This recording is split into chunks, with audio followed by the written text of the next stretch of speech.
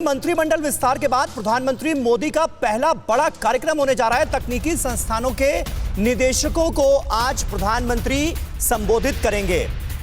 Bombay, Madras, Kanpur, Bangalore IIT के निदेशकों को संबोधित करने जा रहे हैं प्रधानमंत्री नरेंद्र मोदी। और सुबह 11 बजे वीडियो कॉन्फ्रेंसिंग के जरिए यह संवाद होना है। नए शिक्षा मंत्री धर्मेंद्र प्रधान भी कार्यक्रम में शामिल होंगे।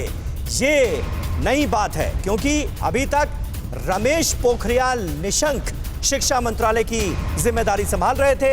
अब यह मंत्रालय धर्मेंद्र प्रधान के पास है, तो नए शिक्षा मंत्री के तौर पर धर्मेंद्र प्रधान का यह पहला कार्यक्रम होगा।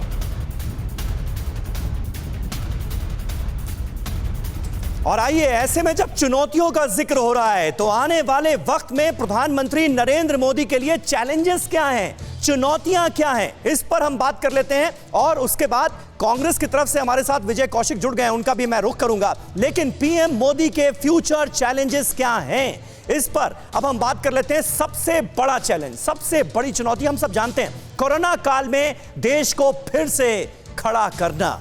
क्योंकि कोरोना ने बहुत नुकसान किया है, चाहे अर्थव्यवस्था का फ्रंट हो, रोजगार का फ्रंट हो, हर फ्रंट पर, हेल्थ सेक्टर हो, रोजगार में इजाफा और अर्थव्यवस्था को पटरी पर लाना। देखिए, जिसका मैं जिक्र कर रहा था वही बात सामने आ गई। रोजगार को जबरदस्त नुकसान हुआ है, बेरोजगारी बढ़ी है। कोरोना की वजह से यह स्थिति और बदतर हुई है, इससे इनकार नहीं किया जा सकता। निश्चित तौर पर यह बड़ी चुनौती, अर्थव्यवस्था को पटरी पर लाना एक बड़ी चुनौती। सेहत से जुड़े हर क्षेत्र में आत्मनिर्भर भारत का जो सपना देखा गया है उसे इंप्लीमेंट करना, यह भी अपने आप में एक बड़ी चुनौती है।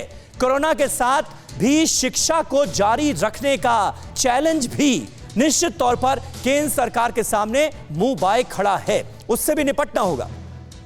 देश के मध्यम वर्ग का जीवन फिर से पटरी पर लाना, क्योंकि हम सब जानते हैं कि कोरोना की वजह से बेरोजगारी बढ़ी है, लोगों की नौकरियां घटी हैं, रोजगार के साधन पर असर पड़ा है और इससे जो मध्यम वर्ग है उसकी कमर टूटी है। महंगाई भी बेतहाशा तरीके से बढ़ रही है, यह भी एक बहुत बड़ा मुद्दा है। किसानों के मुद्दे का जल्द से जल्द समाधान, मिनिस्ट्री ऑफ कोऑपरेशन जो बनाई गई है, जो सहकारिता मंत्रालय बनाया गया, जिसकी कमान खुद अमित शाह को सौंपी गई है, उसके पीछे भी मकसद यही है कि किसानों के जो मुद्दे हैं, क्योंकि हम सब जानते हैं 3 केंद्रीय कृषि कानूनों के खिलाफ किसान अभी भी आंदोलनरत हैं, लगातार आंदोलन चल रहा है और डिमांड की जा रही है कि कानून वापस लिए जाएं। उसके लिए सरकार तैयार है नहीं। तो किसानों के मुद्दे को आने वाले वक्त में कैसे सुलझाया जाएगा, यह भी देखने वाली बात होगी, वो भी एक बड़ी चुनौती है।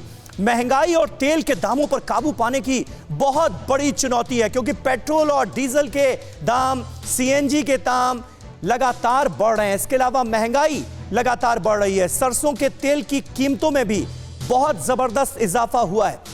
ये तमाम वो चुनौतियां हैं जिनसे आने वाले वक्त में सरकार को निपटना है।